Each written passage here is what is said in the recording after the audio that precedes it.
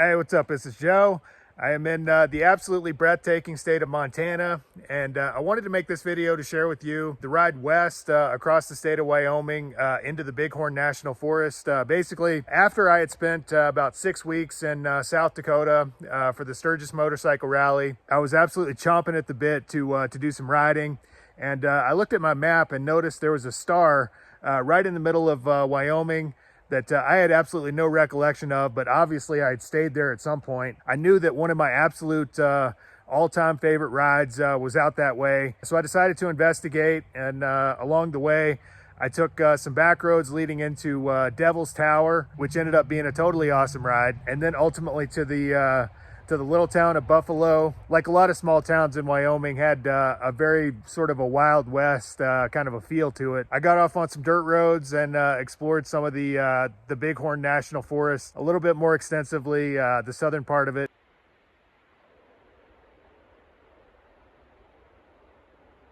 If you like this video, please consider hitting the like and subscribe buttons.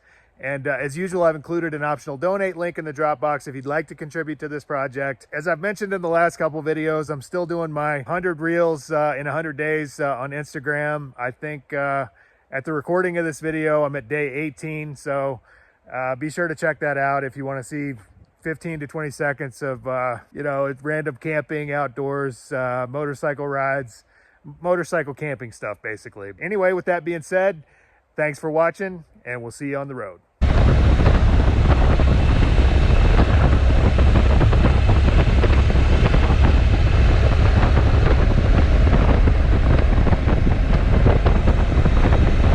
Well, obviously I was not able to leave Sturgis as soon as I thought. Had some bad weather come in, so there's been a lot of rain the last couple days.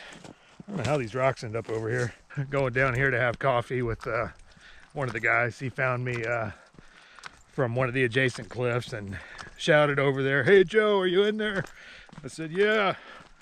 And he said, "Come have some coffee." So I'm gonna walk over there and sit down and have some coffee. If you commit treason against the United States of America, you should end up dead. Chris just found me right when it was coffee o'clock. I heard somebody calling my name. I'm like, what the fuck? He's like, "Hey, come get some coffee." So I'm like, okay.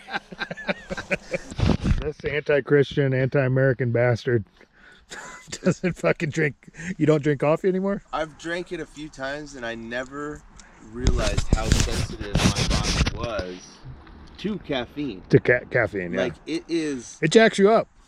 I'm like, I smoked a bong rip of crack, dude. Like, I don't eat, and I don't. Like, I'll go all day. If I have a cup of coffee, I will not eat all day long. Wow. I overdid it yesterday on the caffeine at camp, and then I ran into my buddy Joe Sparrow down here. Joe's like, "Yeah, I'm gonna go get a cup of coffee down there," and I'm just like, yeah. Well, it's been a long time coming, but I am finally getting ready to head out. Don't know exactly where I'm going yet, but I've never been to Devil's Tower, and a lot of people rave about it. Yeah, it's been cool being back out here. It's just kind of old news for me. I come here every year, so I'm very excited about a change of scenery.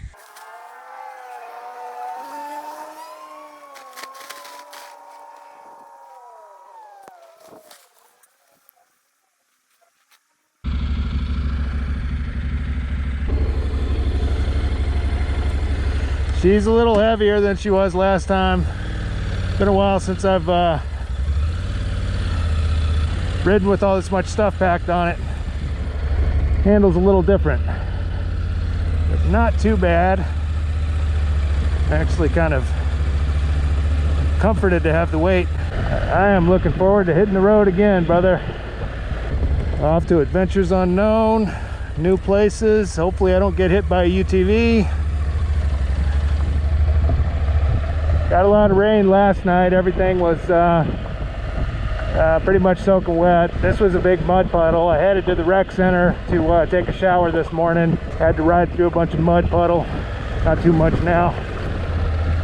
After crossing the dry creek for the last time, I headed into the main camp to say goodbye to everyone else who was still there. Look at these couple of peas in a pod. Put the hat over it. Yeah, appreciate it, brother. I'm happy to be going somewhere. Just to be hitting the road again, man. Vita, it was nice to see you. Nice to I see hope you have a good again. trip back and enjoy. Wow, you're hot. Yes, sitting my on the gosh. sun. I have no space because man is working. And always it's my fault. You were sitting over there Right. first. He's always getting in the way. Yeah. Yeah. How do you like South Dakota? I love it. When Scotty is showing me places, it's beautiful. But when I study here, it's kind of, I don't know, just a tent. You want a house? Who wants a house? You do. You're talking about a house, renting a house, getting a house. Motherfucker, don't listen to me. She was too. I was chomping at the bit to get back on the road, and finally it was time. From camp I headed due west, making a detour to Devil's Tower and onto a mysterious star on my map which I had no recollection of, but was located in the Bighorn National Forest of Wyoming.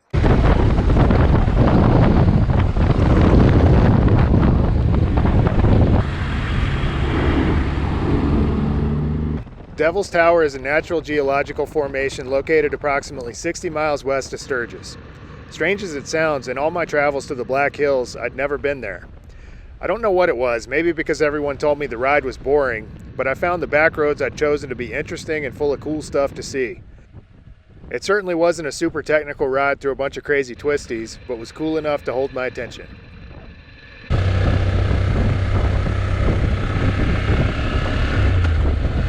Although the place quickly turned to tourist hell as I approached the tower, it was nevertheless an awe-inspiring sight to behold.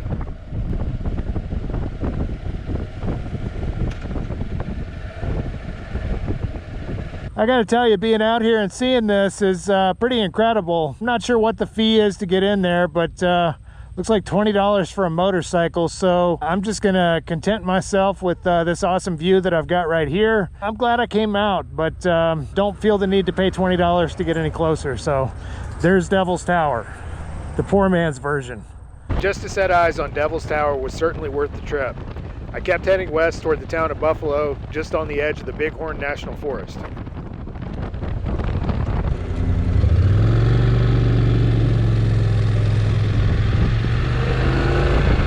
As do most of the small towns in Wyoming, Buffalo definitely has an Old West feel about it.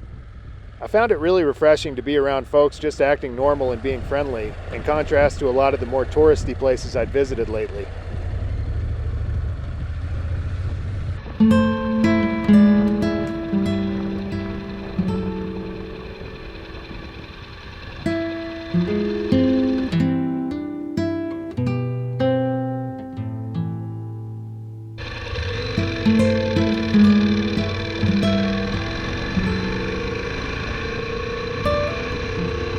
So this is the town of Buffalo, Wyoming.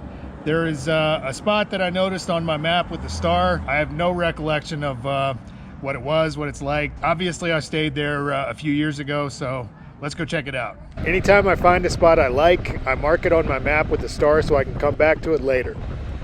The last time I was out here was in the late summer of 2020, and although I knew this area had one of my favorite rides in the entire country, I could remember little else about the mystery spot in Bighorn National Forest.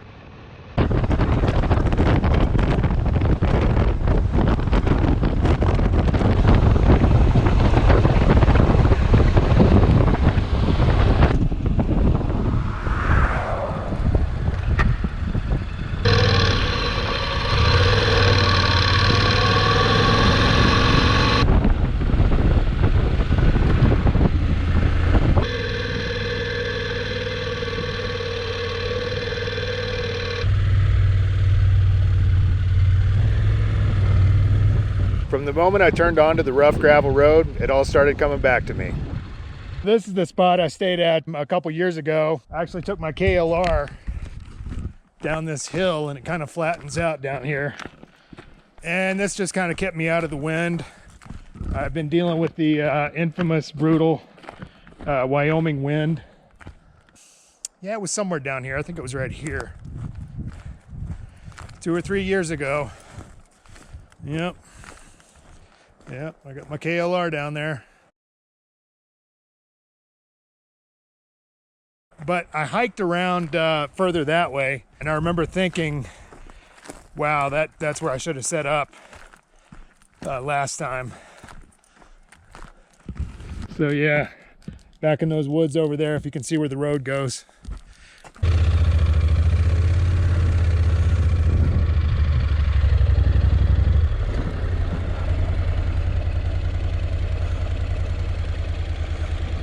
I remember really not liking this road 2 or 3 years ago when I was down here.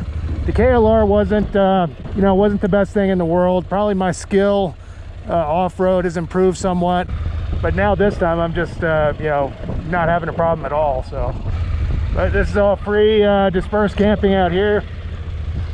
Yeah, it looks like a good spot. I think that's the spot I looked at last time. And there's some cool like rocks and stuff you could climb on and things like that. I forget if I have a cell signal out here or not. I don't think it was very strong. Unfortunately, although it looks really nice, it's a pretty shitty spot. I really don't like sleeping on unlevel ground. I mean, this is just not level at all. So let's see what else I can find. Hike back in here a little bit. Just found this place about a quarter mile away. Really nice big fire pit. But again, the ground's just sort of sloping like that. And I ain't feeling it. But you can see how trippy this is up here in these pine trees and stuff. I'm wondering if I'm in grizzly country yet, but I'm just gonna keep hiking up here a little bit and see what I see.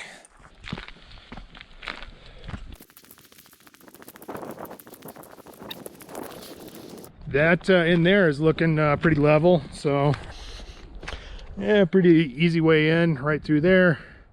Those two trees. Bike's over that way, obviously. And then this is perfectly level, so I'm gonna grab this can just in case. Oh, fire's still burning. Ground's pretty soft. And now I've got a kickstand coaster just in case I need it.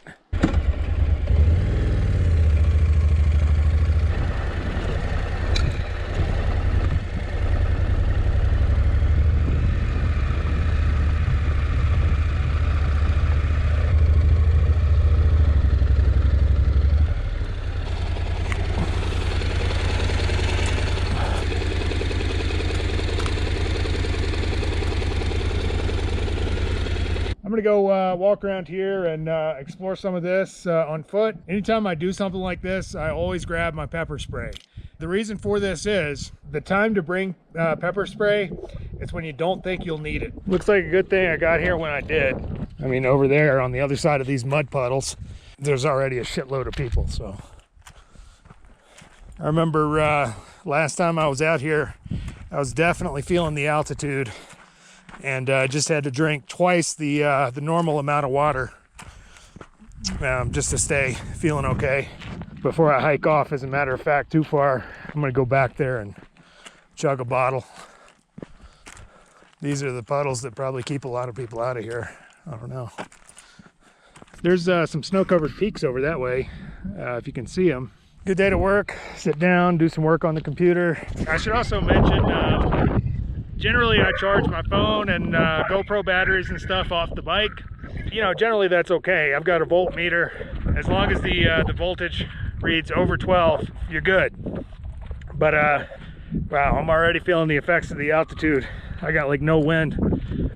I refrained from charging stuff in really cold weather just because the battery is strained enough from the cold. I've got something charging right now.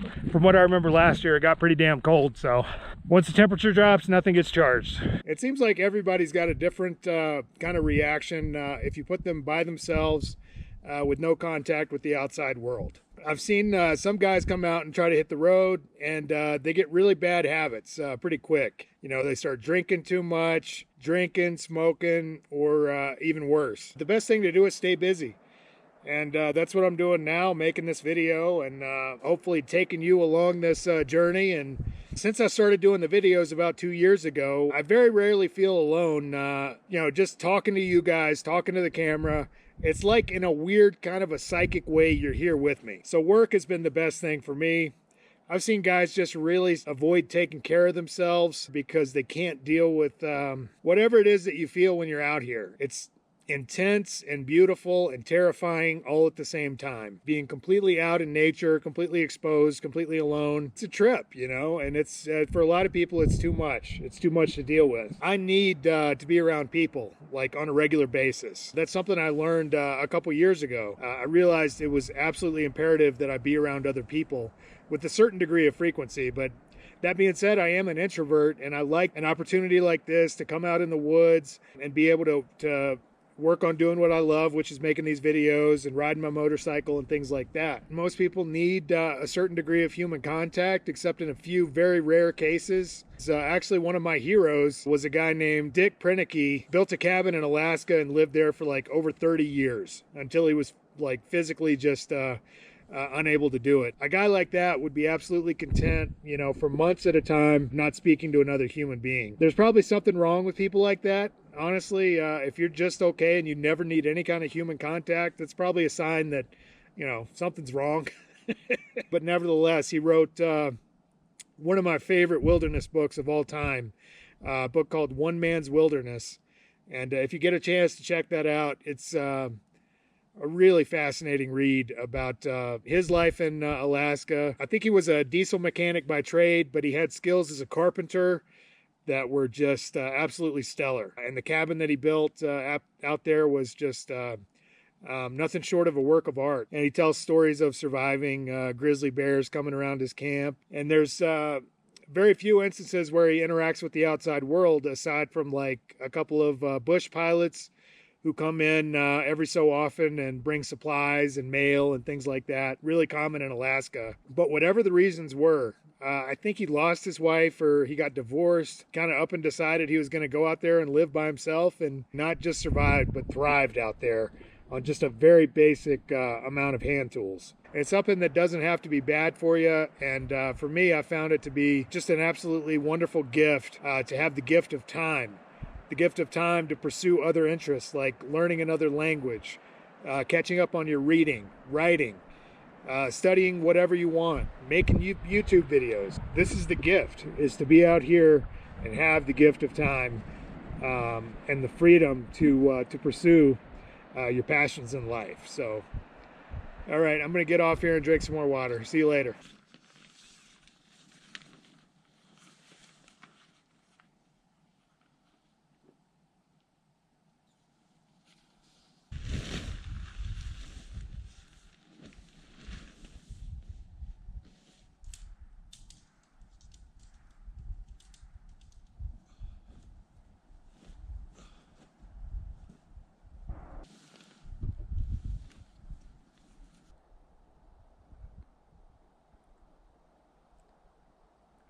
Undoubtedly, one of the challenges of making these videos comes in the form of keeping all my camera batteries charged. After getting everything plugged into the USB adapter, I headed back onto the dirt road to explore.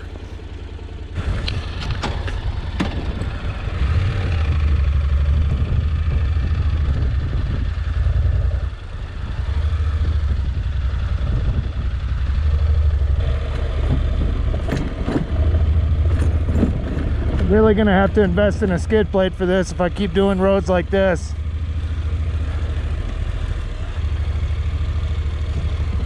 A couple of those rocks were a little hairy. I don't really want to crack my engine cases, especially not out here. Little hairy. Try to choose a line.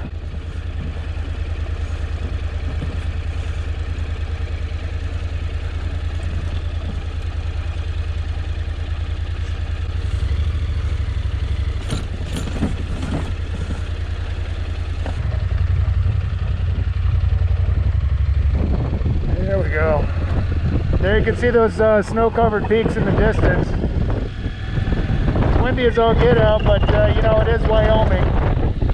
There's an aspen grove right over that way. Pretty soon those will be turning yellow and losing their leaves. They got a very short season.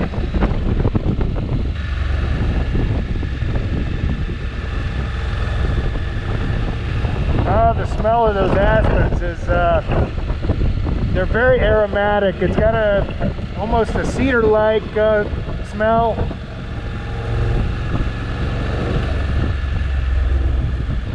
ground clearance on this bike isn't great. That's one of the only bad things about it. I can vaguely remember hiking some of this a couple years ago. I really don't for the life of me remember what was down here. One of the most consistently windy states I've ever been to. Every time I set one foot in Wyoming, or one tire rather, it seems like I just get blasted by wind. So I really like this touring windscreen, but it's tinted and it's really kind of a bitch on these rocky roads because I can't see as well as I would like of what I'm right about to run over. So I have to really sort of keep my focus as far ahead as I can. But you know, on a rocky road like this, sometimes you want to see directly in front of you.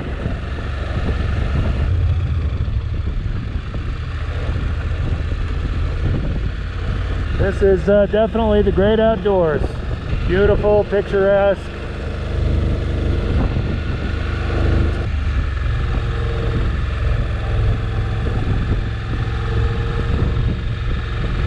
There she is, Circle Park Trailhead. I immediately regret this decision. Well, this place is packed. Won't be hanging out here. I got plenty of cool stuff to explore back home. Not a single parking space. I'd hate to be hiking today. Looks like kind of a formal campground. I might go check it out anyway.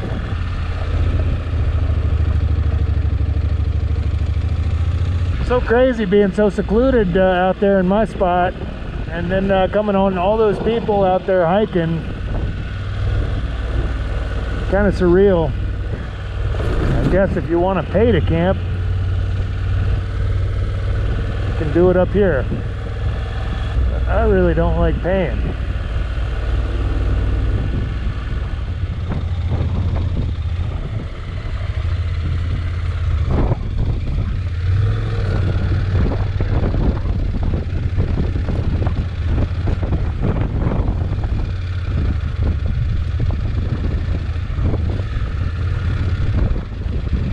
About to be the Vagabond Gourmet version 2.0. Basically, I got my ramen, and when I say ramen, these ramen noodles are the bomb, yo. I got my ribeye over here. This has been sitting at room temperature for about the last 4 hours, so it's ready to cook, ready to go. The idea here is I'm going to sear it in this pan. Initially, I was going to grill it using this Otzi Spark portable grill that this company was nice enough to send me. Unfortunately, everything out here is pine, kind of bitter. It really imparts pretty strong, well, piney, kind of bitter taste to everything. All of a sudden, it got really foggy out here. I don't know what the deal is with that, but yeah, I have used this once, and it's awesome. It's just packs down to absolutely nothing, doesn't weigh a lot. Next time I get a chance, I will show you the Otzi portable grill. But for now, the plan is to get a good sear on that steak, put it aside, let it rest, slice it up really super fine, and then throw it in with the ramen noodles. This is a little MSR stove that my buddy Dennis gave me. Doing the seasoning, I find that I'm a lot more accurate and precise when I put it in my hand and just kind of pinch it over. I get a much better idea of where it needs to be. Always a good idea to get your steak up to room temperature.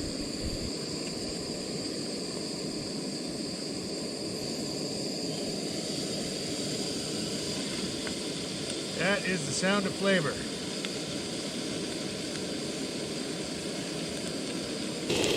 These are searing in there. I got the heat cranked up, obviously, to get a good sear on the outside. Then I'm going to put it back on this plate that I took the beef out of. A lot of people in Western countries will be shocked that I'm about to put that cooked steak back onto the raw surface where the beef was. They do it all the time in Mexico.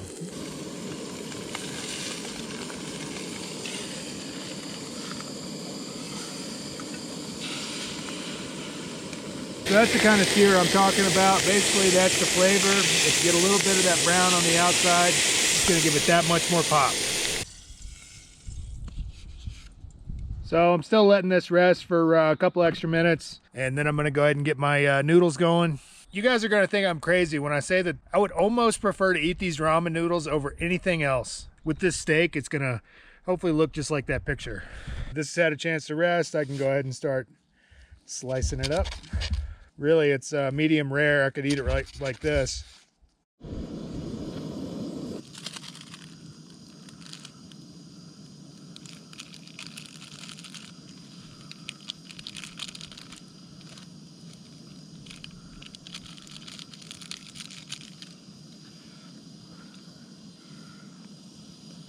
Spicy ramen cooking up delicious.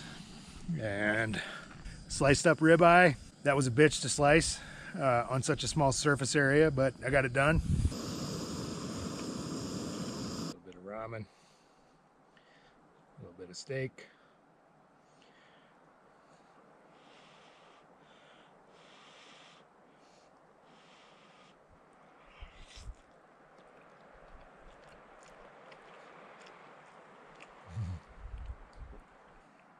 Can't beat it. All right, so all packed up and ready to go. Obviously, it's about 10 minutes till 9. A little bit of a late start. I did some hiking back in the woods this morning, try to warm up. It was about 45 degrees. Unfortunately, one of the best rides in the entire country is right down the road. So unfortunately, we have to ride through it to get to the next town. So I'm sorry, guys, but we're going to have to do it. Let's go.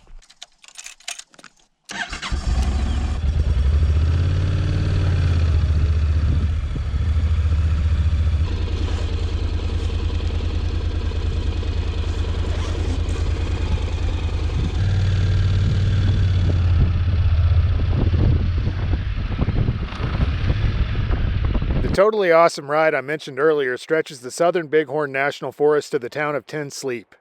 It made a big impression on me the first time I rode it, and since then I couldn't wait to do it again.